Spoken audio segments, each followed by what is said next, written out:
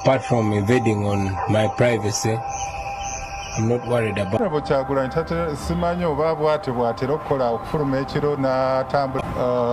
nga waliwo kagundi kadde kange emmunyeenye. Eyo drone gye mulaba kyokkola twasuse tutudde nga tukukunadde kuba abataddeyo drones eziwera 5 nga ziri eyo zeewubira mu bbanga, so twasuze ku bunkenke bwe mutalabanga. Mbagambye nti as operatinga akola bukozi mistake eyo drone nefuuka bomu. Ate jjukira ebintu bya Uganda wano byonna byakutetenkanya n'az operatinga tamanyi. N'olwekyo embeera bwetyo bwe yabadde twasuse tutudde naye Omukama Katonda n'atusaasira. Pressure gye twatadde ku social media bidroni byabwe ne babijjayo, era pulezidenti waffe we twogerera ali safe. Pulezidenti waffe ali safe, ekyo tukyebaliza Omukama Katonda okubanga ali safe, naye nga twasuze bubi. Naye mu mbeera eno nga tukyali ku drones ezo, olwaleero ab'amawulire banoonyeza ku Enanga oba gwe tuyita Edongo, ne banoonya Enanga nga baagala bamubuuze nti ebyagudde wa Honorable waffe Kyagulanyi Ssentamu, drones waki mwazisindise mu maka g'omusajja, mumwagazaaki? Bannange bw'ojogensa naffe totuula mu ntuule, mwagenze ne muwamba ebintu byaffe ekamwokya n'abaana baffe mugaanye okubata ewatali musango, ne mutakoma okwo ne mukwata ekkubo ne musindika zi drones ne zigenda ewa Honorable Robert Kyagulanyi Ssentamu. Ensanafu bw'ozijoga nkugambye totuula mu ntuule. Abamawulire kye bakoze leero nga banoonya omusajja gwe bayita Enanga. Bannange leero lwentegedde nti Enanga singa tubadde mu nsi eri democratic, singa tubadde mu nsi erina amateeka, Enanga abadde akwatibwa bukwatibwa. Ate namwe abamawulire mumaze amaanyi tovola Mr. Update nasoma mawulire nesobola ga practicing because obusungu bwe nnina nsobola okukwata kamera n'enjukuba ono gwe interviewing kati ng'Enanga byabadde ayogera. Bamubuuzizza drones ezo ze mwasindise Honorable Robert Kyagulanyi Ssentamu lwaki mwazisindiseeyo nti Kyagulanyi simanyi oba bw'atera okukola okufuluma ekiro n'atambula mu compound simanyi,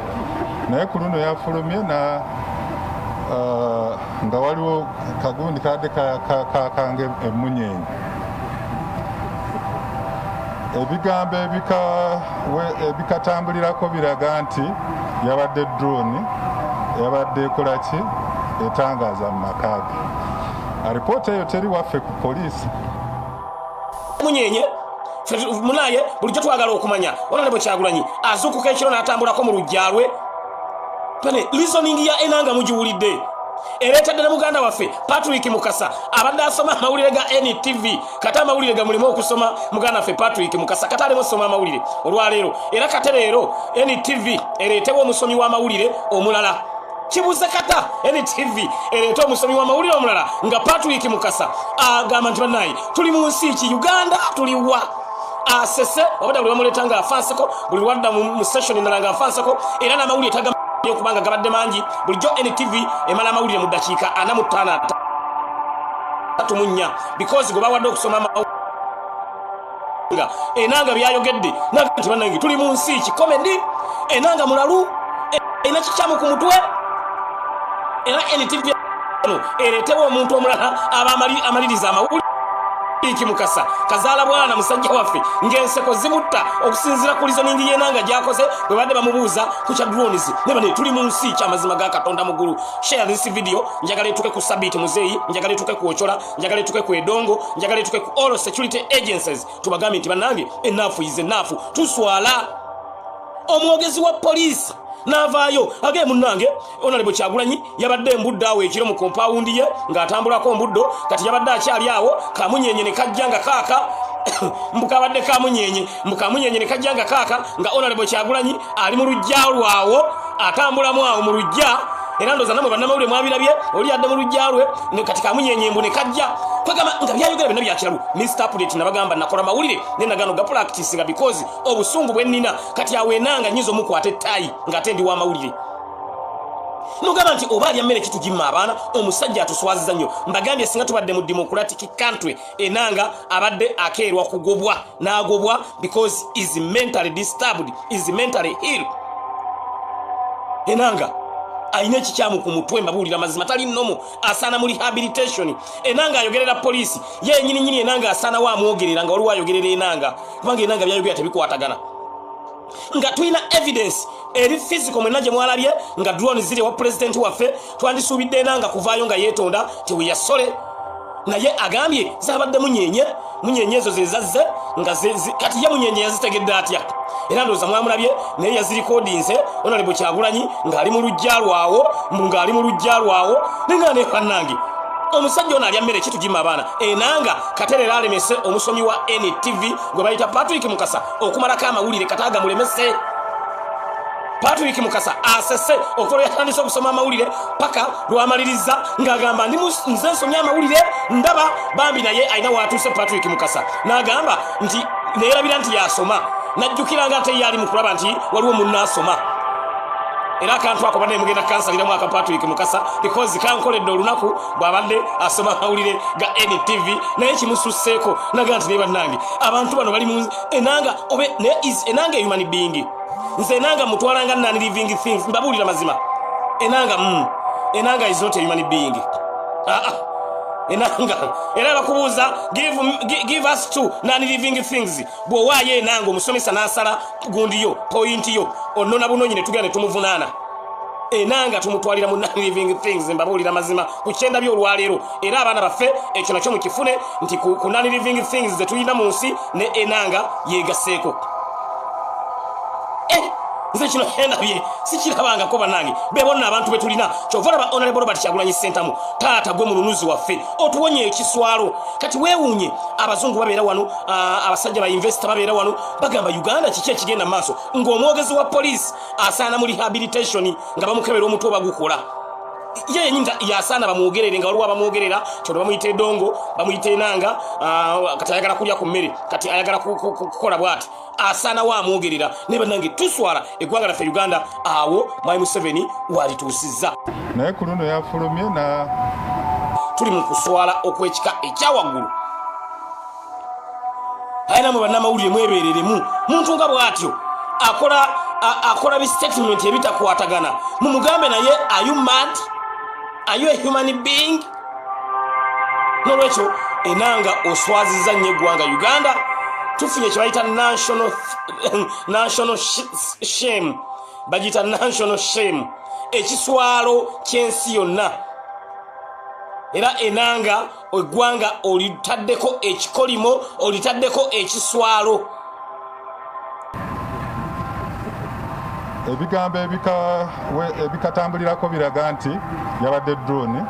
yabadde ekola ki etangaaza mu maka ge alipoota eyo teri waffe ku poliisi ekiswalo so okuva leero Enanga muggyeko erinnya Enanga mutuumye nani living thing mbabuulira mazima wali wano gobi Emma ngambye Enanga is one of example of nani living things that's true nga president waffe yasuze mu mbeera ekanga etagambika embeera enzibu ennyo olw'okuba nti yabadde awambiddwa ewuwe can you imagine mwakaveeka mwokya mutuchunyiza ne muvaawo ne mugenda ekamu egundi ne mugenda ewa president waffe gyasula naye ne muchunyizayo banaye embeera amazima ga Katonda weeri wantu wazibu nnyo eggwanga laffe weriri wazibu nnyo president Robert Kyagulanyi Ssentamu gwogenda otunula taata otuwonye embeera eno ne taata tuli mu mbeera nzibu nnyo bwe tubanga tulina abasajja nga ba Enanga nga beebogerera poliisi y'eggwanga Uganda kiki kyosuubira amazima ga Katonda mu ggulu kiki kyosuubira ng'Enanga yayogera poliisi y'eggwanga Uganda ekifo ky'okuvaayo n'akola public apology avudde n'ayogera ebintu ebikwatagana mbukabadde kamunyenye ako bwe kazze Robert Kyagulanyi Ssentamu ffe tubadde tumanyi nga poliisi tyafulumako mu lujja lwe kwega ebintu nga tebikwatagana ninga naye bannange abali abo abaliraanye Enanga tewali wayinza mumpa kiraluyi kubanga oluyite lutta oluyite lutta ffe bazadde baffe batuyangamu empi n'oterera mu layini kali oli wali wakaawe kati Enanga mbu abadde tamanyi nti Honorable Robert Kyagulanyi Ssentamu abeerako mu compound ye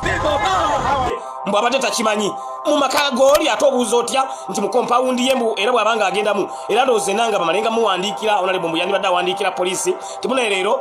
waka wange ngenda kubeerako mu compound ngenda kuyita ko mu compound yange ngenda kubeerakawo n'abaana bange mu compound mbu police erina okubamba ngetegezeddwako kati enanga agambye bulijjo tebamanyi nti Honorable Kyagulanyi amanyi okubeerako mu compound ye mbu n'abeerako mu compound ye mbu nga bo police bade tebategeezebwangako ku nsonga eyo nange era nyina mama jonna mukubidde essimu namugane mama lwaki wanzala mu Uganda ati siwandifumbiddwa Germany oba mu Amsterdam oba Netherlands oba mu America oba UK basajja batwecha mu eggwanga n'otukugaba nesinga saazaalibwa mu Uganda mu bulijjo tetumanyi nti abeerako mu compound ye n'abaako nzaba naye kino ekintu kyenayo leero naaludde okukiraba Mr. Update omusajja Patrick Mukasa ne bwabadde alemedde okusoma amawulire omusajja abadde mutuufu mbagambye olwaleero kate NTV ejje ekole apology nti omusomi waffe tagenda kumala kola mawulire katuleete omusomi omulala kino kigenze mu byafaayo by'eggwanga Uganda omusomi wa NTV wabadde asoma amawulire bw'atuuse ku ggulire ly'enanga asese okuva amawulire bwe gatandise paka bwe gawedde n'amawulire agamu bamugambye omanyi galeko onoogasoma ekya tegaweddeeyo amawulire olwaleero basomyeko half ng'omusomi tebaleete substitute musomi mulala ng'ate alina okukimaliriza ne bagamba nti mumanyi ekirina okukolwa amawulire ganaggwayo enkya n'olwekyo abatasobodde kola amawulire gammwe nga gabadde ku NTV bagapostponinze paka lunaku lwankya kubanga omusomi kimususseeko omusomi kimususseeko nga kyalina okukola anoonya awunzika atya nga buli lwasoma afanseko kakati administration ya NTV nega nti amawulire ganaggwa enkya bannange kubanga kino ekiguddewo olwaleero kizibu nnyo tebaleeta musomi mulala ne bakita bwe bati naye nga aleese obuzibu bwonna abadde eddongo oluvannyuma lw'okukola statement nga tezikwatagana ng'abuuza Honorable Kyagulanyi Ssentamu bwe yadde agenda mu luggya lwe poliisi nga teyagitegeezezzaako because enanga agamba bulijjo tebamanyi nti Honorable Kyagulanyi Ssentamu abeerako mu compound ye baakitegedde eggulo ti compound ye atera okugibaamu jolo bakitegedde nga bamaze okusindikayo zidroni naye enanga nazaziyise munyenye zazze kaya twewuunya lwaki munyenye ono zamusanze mu compound ye kanu imagine Nibale nze enanga bwamala ennaku 3 nga yimugezi wa poliisi mbabuulira mazima ngenda kumanya nti Uganda teriiwo kino kintu kirala nnyo kino kingenda kumanya bwamala ennaku 3 ntandika kubala na leero lumu enkya 2 olwo ku Sunday enanga bwe twongera mu maaso nga bagamba yimugezi wa poliisi y'eggwanga Uganda ngenda kumanya Mwai Museveni asaana kwatibwa Sabiti Muzeyi asaana kwatibwa Ochola asaana kwatibwa bavunaanibwe oba basaana kuvunaanibwa musango ki omunoonya omusango waba kuba akolo yatubuulire wano abantu abasaana kuvunaana musango ki okubeera nga baddira matuletera omuntu omulalu okubeera nga yayogerera poliisi omuntu alese omuntu omulalu n'amulonda nga ye mwogezi yayinza vunaanibwa musango ki ennaku enkya bwe bagamba nti enanga ye mwogezi ku Sande ne bagamba ye mwogezi ku Mande ne bagamba ye mwogezi ngenda manya nti katuyina ekikyamu mu ggwanga Uganda enkya ngenda okubeera nga nkitegeera nti wano tuyina ekikyamu mbabuulira mazima enanga bale Kayima yali zonto naye ate ono atususseeko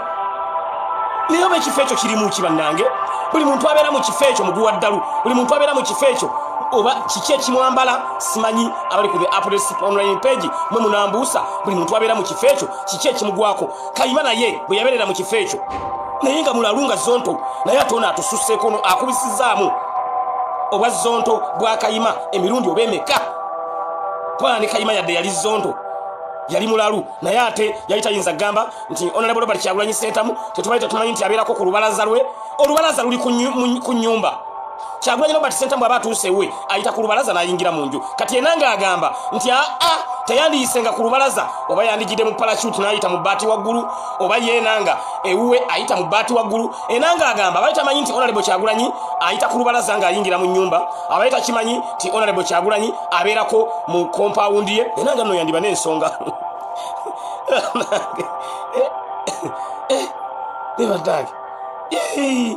bana abasajja ffe twabagumiikiriza okutuufu mbabuulira mazima abasajja tebalina pulaani yonna bwe kibanga omwogezi wa poliisi y'eggwanga Uganda yasobola okukola statements bwe ziti ez'ekiralu nasigala nga akyali mwogezi n'okutuusa olwaleero ntidde nnyo amazima ga Katonda muggulu. Kyova olaba nze ngenda mu is one of non-living things zetuna mu ggwanga Uganda. Omusajja eyabaddeko mu kifo ekyo n'akozesa kye bayita logiki yali Hassan Kasinje. Kyova olaba Hassan Kasinje bwe yabeera mu kifo ekyo nga ye mwogezi wa poliisi yalekulira nga bamugamba okwogera si bye yasoma nga bamugamba nedda yadde ibadde bwebiti naye olina kwogera bino bye tukuwadde. Hassan Kasinje n'agamba ekifo kinnemeredde era eventually Hassan Kasinje n'alizayininga mu kifo ekyo kubanga Hassan Kasinje ye bali abasajja abasoma poliisi ba Soloweni Andrew walinga omusajja amutanga Andrew Soloweni ba Hassan Kasinje bo basoma poliisi ddala. Police Act bazisoma biki babisoma police administration bagisoma buli kimu bakimanyi bulungi nnyo. Kati nga ye toyinza kujja n'oleeta ebintu ntwawo n'omugamba nti bino byoba oyogera nedda ng'akozesa kye bayita logiki ng'ayogera. Ne kati bano beenanga beedongo oba omusajja abajjawa najja n'omugamba nti kati gwe omwogezi wa poliisi nga nekyagenda okwogera takimanyi nga byayogerako tebikwatagana nga alimba bannamawulire abali informed. Bannamawulire mumaze amaanyi bannange bannamawulire simanyi omusajja n'ayogera ebigambo bwe bityo mwegana mumutadde mu kamera muzimujja mujja ne mugana ye oli muntu oba oli kintuntu kikibwa nenanga kyekiguddeko oba asooka kunywa mwenge nga ajja mu press conference noza basooka muwa buveera enanga onaleka abajja mu press conference eiza bw'abatanywa kaliga anywa kibuku bw'abatanywa kibuku bamuwa waliwo omwenge baguyita empire wala jimbu akuba ka empire kamu bw'okanywa kagatta kuletiza bia nga 10 kagata kuletiza bia 10 ka empire mbu kamu era abantu omukimumbaase bwayise babunywa nnyo naye oli anyoka empire kamu kakontairinga kuleti 10 eza bia ngo lyazinywedde bunywi amaanyi ge kayina enanga ono either ku kitoko ne empire n'akaligalo waliwo agumpanikira nga ntaleka anywa kaliga mbu mukambwe ateeka okubanga alina kyakozesa nga ajja mu press conference. Era bannamawulire bwekuba nkulika asobola okwekolamu omulimu agule kawunyemu nga bwe mugenda mu press conference nga enanga agenda kuboogerera musooka ne mumuteekako kawunyemu enanga asaana kawunyemu buli wama nga agenda kubeera ng'ayogera mu press conference. Mbabulira mazima kino mbabulira mazima omusajja atuswazizza nnyo instead of making an apology nga beetondera president waffe because ekiro kyemwakoze tekyabaddeyo. Eyo drone gye mwasindise wa president waffe yabadde esobola okwabika eyo drone bwe yabika ebanga bomu yabadde esobola okwabika mbagambye bwe yabika ebanga bomu kyobola banza Mr. Update na Susan tudde ne nga sibitegeera kiro nanjagala ngendeyo wa president ndabe embeera gyalimu era mbabuulira mazima okukakkana ku makya maze keerayo bwe tuuseeyo nga drones bamaze ne bazijjawo kubanga jjukira n'abakozesa zi drones ezo abadde bazoopaleti nga tebazimanyi mbagambye drones bazijja Russia Putin ye yaziwa omwami Museveni baziwadde zoopaletinga zigende wa president waffe sandika okubeera nga zikettayo tebamanyi kuzoopaletinga in case of any slight mistake ne zaabika tabu ebezze ne enange ekifo ky'okujja okole public apology otandise kwogera bya kisiru in front of the media ku media center ku tabiro ly'abamawulire bannange tuswadde nnyo nga Uganda awe tutuuse line gwanga Uganda Honorable Robert Kyagulanyi Center mu yekka yagenda okulinunula tetulina mulala agenda kununula gwanga Uganda liddemu ng'eggwanga lyaffe lirina okubeera nga litambula Honorable Kyagulanyi yekka gwe tulina agenda okununula eggwanga lyaffe Uganda. Olwekyo sharing ayita muno tewali kuzikiza buli lukya twongera kubeera nga tufuna ebiswalo Uganda wetuuse. Kyokala omuntu osobola mugamba ekintu nga kigudde mu Uganda n'awakana n'agamba tekisoboka segirinya kisoboka ekyo munnange ebitasoboka mu nsi ndala mu Uganda bisoboka. Kati weewuunye omusajja oyo kumuwa okwogerera poliisi bamuweera ku ground ziki okubeera nga ye mwogezi wa poliisi gwe kiŋŋambe bamuweera ku ground ziki. Omusajja magambye ali omu yekka yali Hassan Kasinje yekka ye yalina mu kalogiki nga tosobola mukoza nsobi mpozi n'omugenzi Andrew Felix Kaweesa naye yali tasobola kwogera kati ng'ebyo ebirabisa bwe bityo alina bye yayogeranga oluusi naye ebirabisa bwe bityo nga tasobola kubeera ng'abyogera naye tuswadde nnyo eri eggwanga lyaffe Uganda oluvannyuma lwa enanga oluvannyuma lwa edongo okubeera nga akoze statement fenna etumaze amaanyi n'alemesa ne ow'amawulire waffe atusomera amawulire obeera nga amaliriza oluvannyuma lw'okubeera nga alabye ng'alinga alaba firimu Patrick Mukasa abadde ngeyebase n'agolokoka ng'agamba ndi mu Uganda ndiwa bambi asese ate nga ffenna tubadde tuseka kubanga bakasazeemu ne bakaleeta enanga najja nga ali serious nnyo alina ekanula gy'akanula amaaso nako alina ku uniform kuliko n'amayinja gaffe ne bannange Uganda tugyogeddwa bannaye uniform gy'ayambadde eriko amayinja ena asatu n'ayimirira mba amawulire n'agamba Honorable Kyagulanyi bulijjo abeerako ku lubalaza lwe ne mu compound abeerawo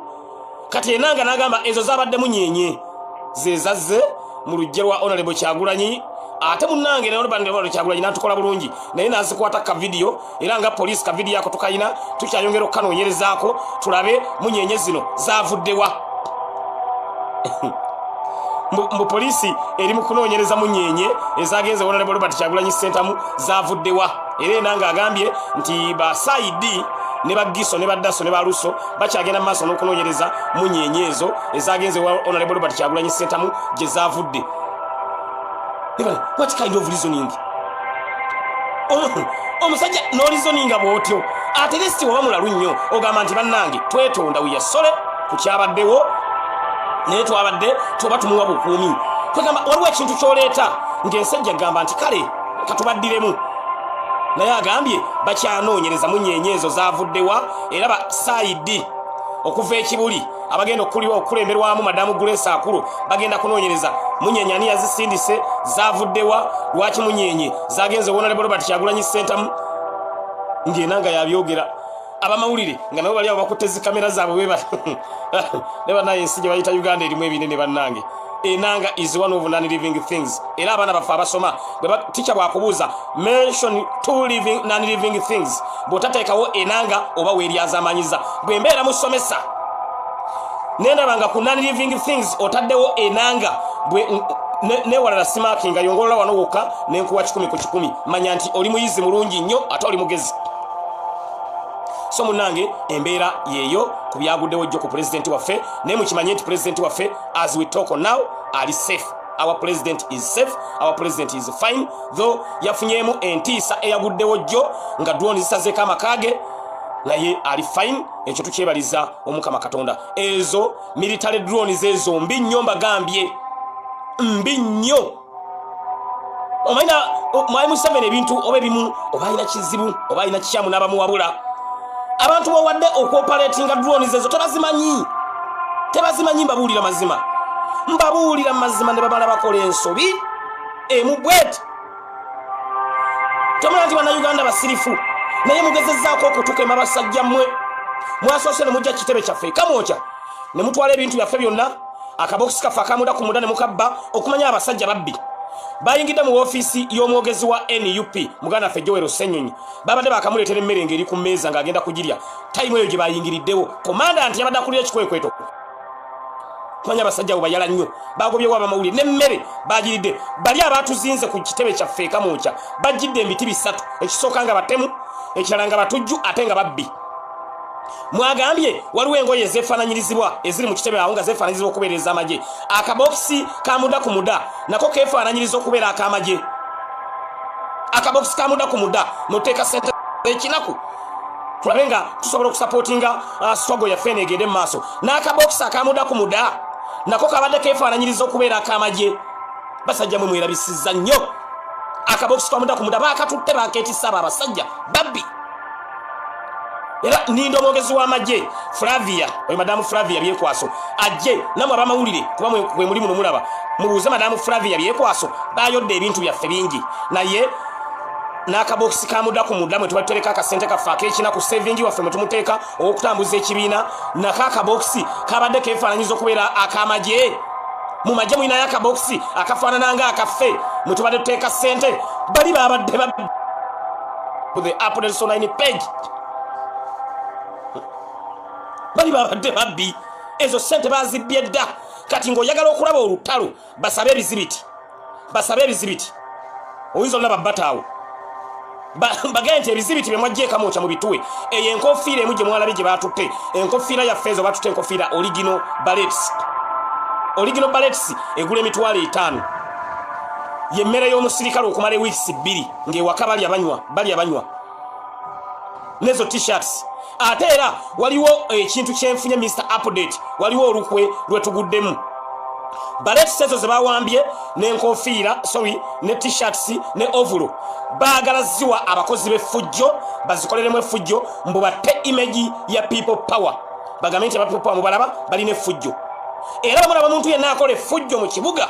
ng'ayambadde ovolo yaffe ayambadde enkofiira ayambadde t-shirt waffe is not part of us fe tuwagala peaceful transition of power. We are preaching peaceful transition of power. Twetaaga obukulembeze obukyuka mu mirembe. Robert Kyagulanyi Ssentamu akwate obuyinza mu mirembe. Fete tu preaching violence. Kuba mu M7 tukimanyi gwe mu violence mu nkolera era oyagala nnyo tusomooze obeeko byokola. Kyovolaba bwe bajja ekamwokya bali baagala abaana baffe babakube babeeko kye bakola bakuba amasasi battewo abaana baffe nga babiri n'abasirikale abamu awo beefuula abeekubye nti batukubye nga kye baagala okukola bali baagala kuggalawo headquarters zaffe ne tukozesa kye bayita robadoba style ne tubatunulira butunulizi nga bakola effujjo ne batambula ne bagenda. Bali banoonya lutalo bali banoonya crime scene wabeewaawo ekigwawo nga banoonya we baggalira headquarters zaffe bazigale munnanga abaana baffe ne babeera bagumiikiriza nnyo ne babakolako effujjo lyonna ne babakuba n'abamu ne babasiba ne babatwala abaana baffe nga tebakanyuza yadde ejjinja. Poliisi twagikubisa logiki n'amagye ge baasindika era baavaawo nga kyebadde baagala tebakifunye because bali baagala bawamba ebintu ebyo ate n'ekitebe bakiggale nga bayekwasa nti abaana baffe babakubye. Abaana baffe eyo kamunensi gye mwakuuma mwebale nnyo mwebalire ddala because bagamba omusiru takusiruwazanga kye baali baagala okukola era kye baali batusuubiramu si kye twakola. Principal waffe byatusomesa tubikwata.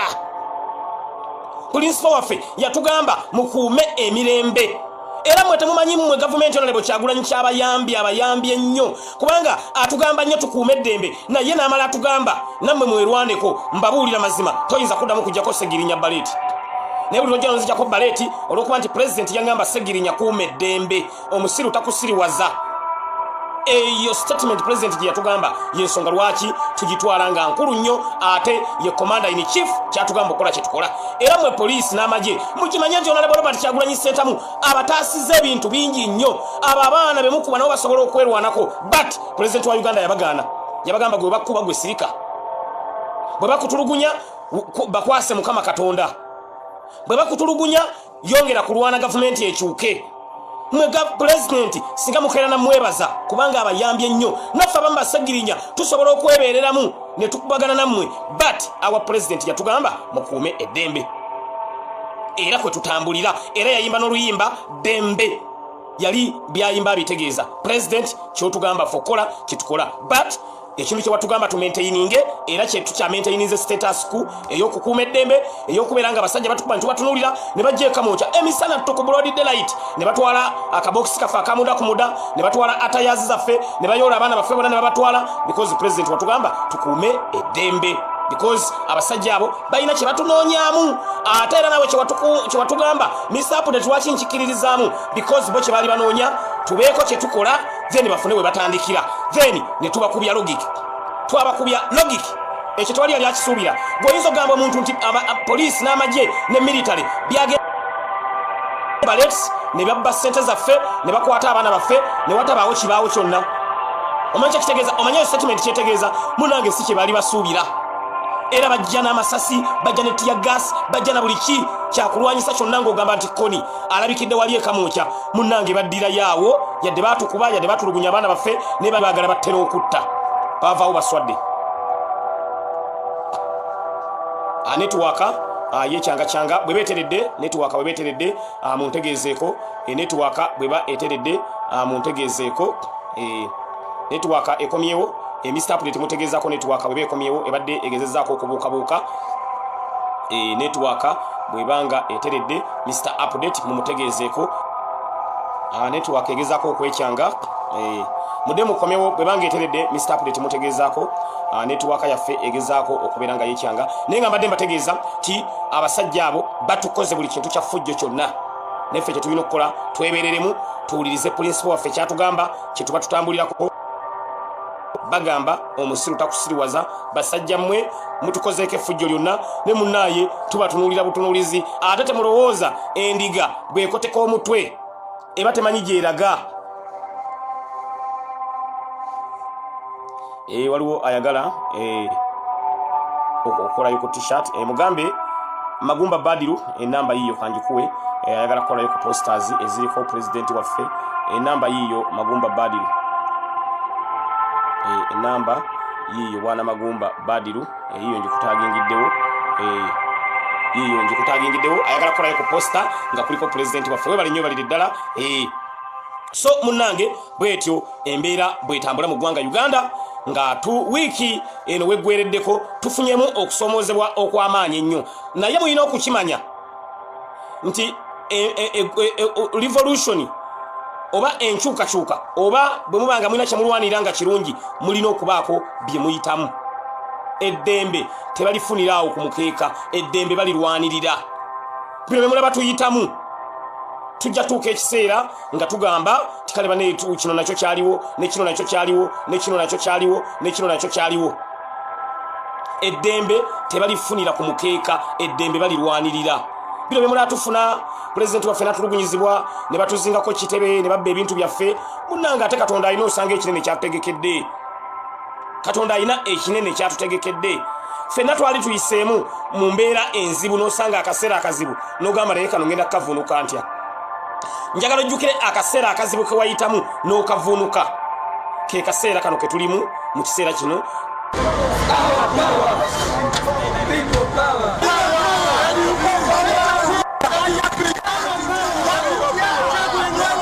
Anti osanze obuzibu naye obuvuunusa otya nga bwe wavuunuka akaseera ke wali oyiseemu akazibu n'akaseera kanera ke tulimu nga tuli mu kugezesebwa tuli mu kutiisibwatiisibwa babbye emikono gyaffe pulezidenti gy'abadde alina okugenda aweeyo anominatinge bagibbye abasajja abo ne bagitwala naye nga bw'omanyi nti Katonda wa people power teyeebaka emikono sofa twakakunga ku gye babbye tulinawo half just 2 days tulinawo half y'emikono gye babbye ennaku 2 we zinaggwerako olw'enkya n'olw'emmande tugenda kuba emikono gyonna nga gimaze okuweera bulungi nnyo. Pulezidenti waffe agitwaleyo mu kakiiko k'ebyokulonda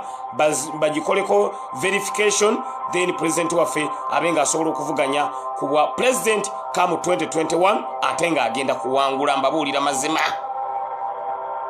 Oyo Kyagulanyi bw'olaba ng'ayingidde mu kintu bw'ati just expect win. Oyo ye wina from A up to Z. Nolwekyo emikono bambi gibadde gyabatiisizza sagirinya emikono gyaffe sagirinya wasigini kyazi munnange temutya emikono we bugenza okuzibira olwaleero nga tulinawo afu ku mikono gye babbye tulinawo afu. Kakati kyenjagala obategeeza nti mande weeneetuukira emikono gigenda kubanga gitwaliddwayo ku kakiiko ak'ebyokulonda kagiverifying era Honorable Robert Kyagulanyi Ssentamu ayina okuvuganya. Mwai Museveni kyagezaako okutaayiza Honorable Kyagulanyi butabeera ku baloti bambi oswadde because tolina capacity emulemesa kubeera ku baloti. Bannayuganda be balina capacity eteeka Kyagulanyi ku baloti si ggwe Mwami Museveni tolina capacity. Mwami Museveni alowooza nti ye Alpha and Omega osaaga muganda wange ekyo osaaga Kyagulanyi Robert Ssentamu ku baloti kwali nnyo ate agenda kukuwangula like it or not. Kino nkibabuulira with authority Kyagulanyi Robert Ssentamu ali ku baloti y'eggwanga Uganda. Kyatuwadde amaanyi aganoonya emikono emirala mu bwangu ddala okulaba nga tugiweza Kyagulanyi waffe abeere ku baloti y'eggwanga Uganda. Era kwali nnyo mwebe bagumu omununuzi waffe omusambi waffe agenda tutebera akatimba nga tamaze na myaka emeka tubula emyezi 3 gyokka Kyagulanyi akatimba akatebemu. Nolwekyo emikono gye mwabbye bambi muswadde twakuŋŋaanyiza dde emirala. Katonda wa people power teyeebaka. Abantu mu disitulikiti zonna bankubidde essimu segirinya ntumaze ogikuŋŋaanya eno kiwedde ate nga gye bakuŋŋaanya gye baleeta so mbabuulira mbagumya nti emikono gyaffe gyaweze. walwa ngembu Segirinya yogera mpola mpola ejo gye mukuŋŋaanyiza tebagikima gwe kyogamba ffe owokutereka tuyina wamu naye mwennyina zireka kumala mu maanyi owaayi olowooza ffe owokutereka tuyina wamu nti we twatereka giri ne bagibba ne gino we tugitereka munne naffe tuli bagezi gino twasazeewo nagitereka bweru wa ggwanga tegiina mu Uganda gye tukuŋŋaanyaawo nga tugibuusa nga tugiteeka mu nnyonyi ng'egyongerayo temulowooza nti we basanze giri era we tuzza kyobulaba era nkyogeddeko wano nti emikono mube bagumu tugiina because twali tufunyemu abantu baffe abaatidde Segirinya pulezidenti waffe emikono bagibbye ananominatinga kwali ku baloti kwali nnyo kibadugude mwami Museveni kikudugude ku baloti Kyagulanyi Robert Ssentamu kwali like it or not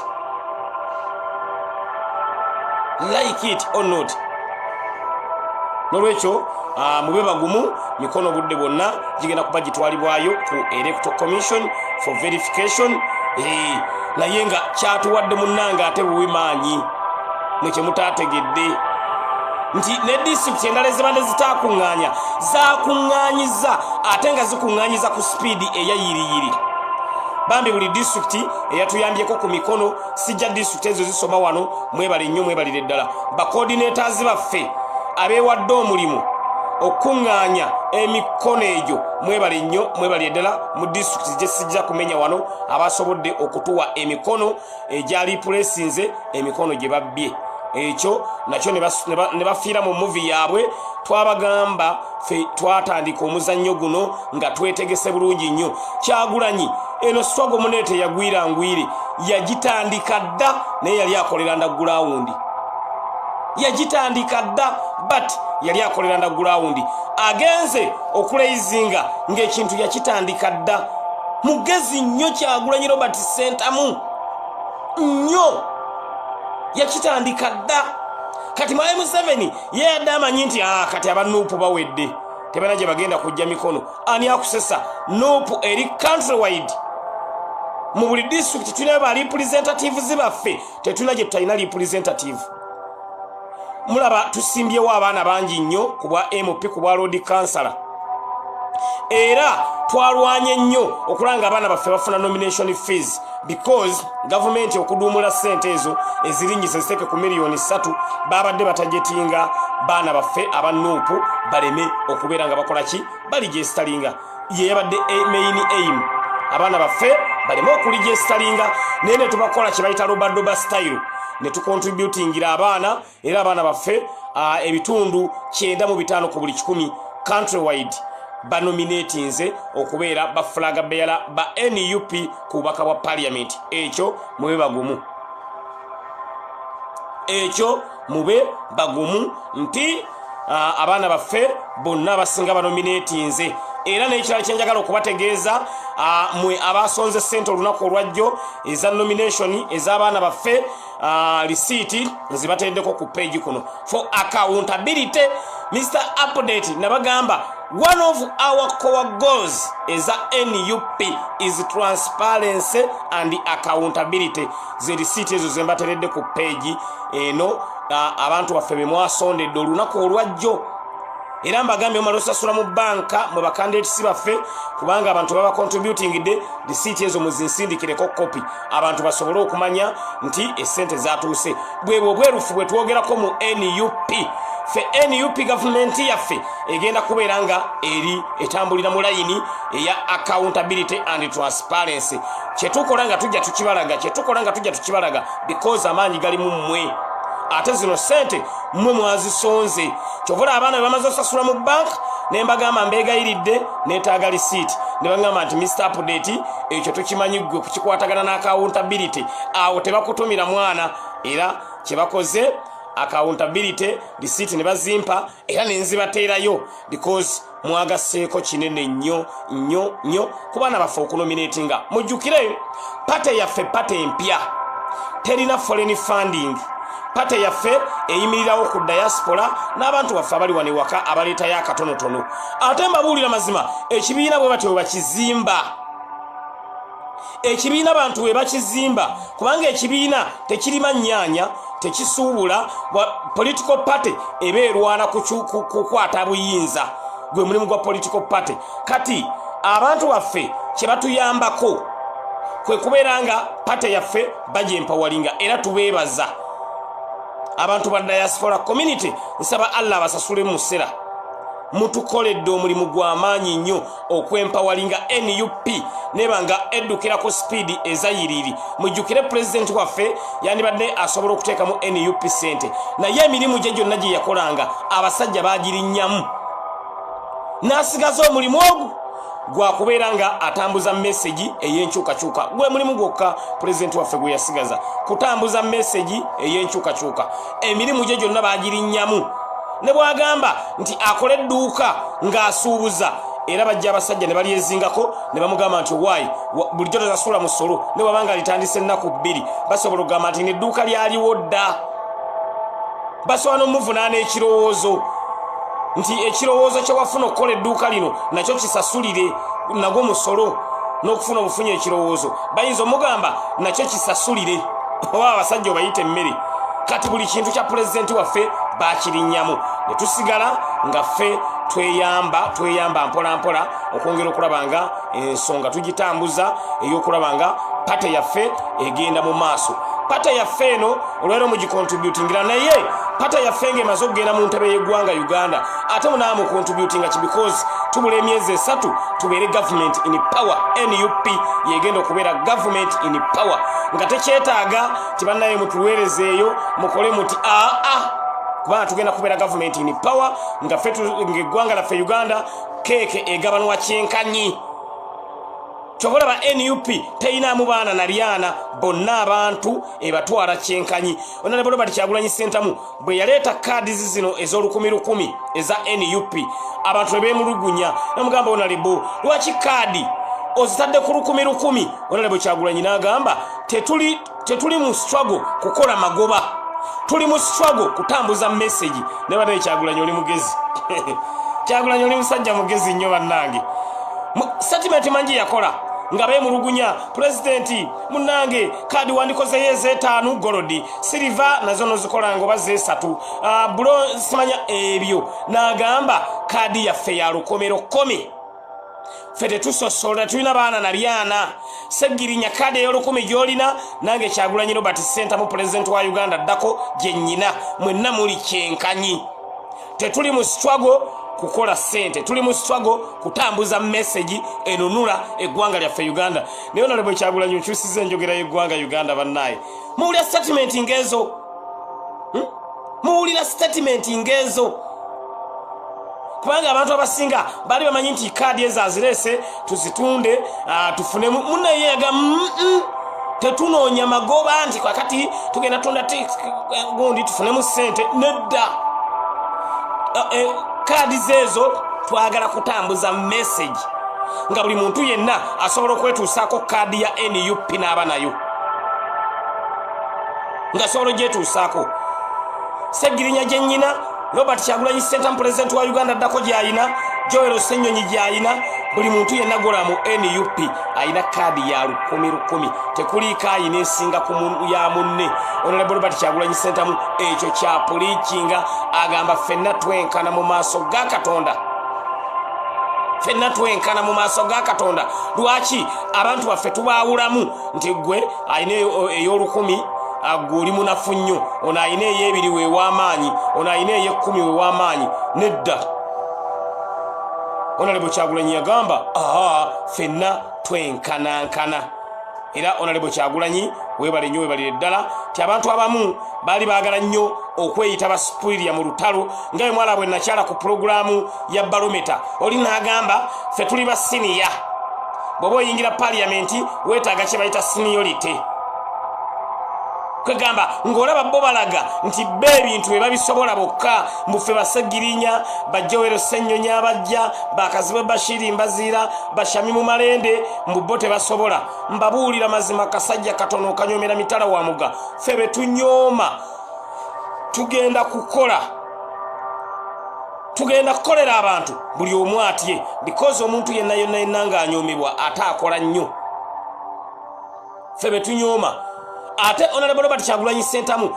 bw'alaba omuntu gwe banyooma amuteekako amaaso n'agamba kuba teyeetaaga kunyooma muntu yenna anyooma omuntu ekyo kye kisinga omunyiiza era bw'abali eyo abandaba wano ekisinga okunyiiza pulezidenti waffe kwe kunyooma omuntu n'omulaba ng'atasobola n'omunafuya ekyo kye kyamuleeta okulwanyisa agamba ffenna mu maaso ga Katonda twenkana lwaki onyooma munno gw'oli naye mu sitwago lwaki omuyisaamu amaaso kyovola mu abapoliisi kino mwandibadde mukikoppa pulezidenti waffe meseji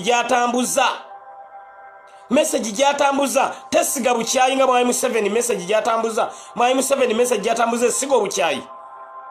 mwalaba omusajja ono Simanyi Kirunda kiva eddinda nga tuli naye ku mukolo guli ogw'abasse baggala omugenzi ng'afudde ng'agamba nsobola okulagira Kyagulanyi Robert Ssentamu n'akwatibwa kanu imagine abaana bamugamba nti ssebo lagira kale bamugamba ssebo lagira olengera bo meseji yaabwe esiga Honorable Kyagulanyi simanyi oba bw'atera okukola okufuluma ekiro n'atambula mu compound simanyi naye ku luno yafulumye nga waliwo kagundi kadde kakange emunyenyi ebigambo ebikatambulirako biraga nti yabadde drone yabadde ekolaki etangaaza mu makaage alipoota eyo teri waffe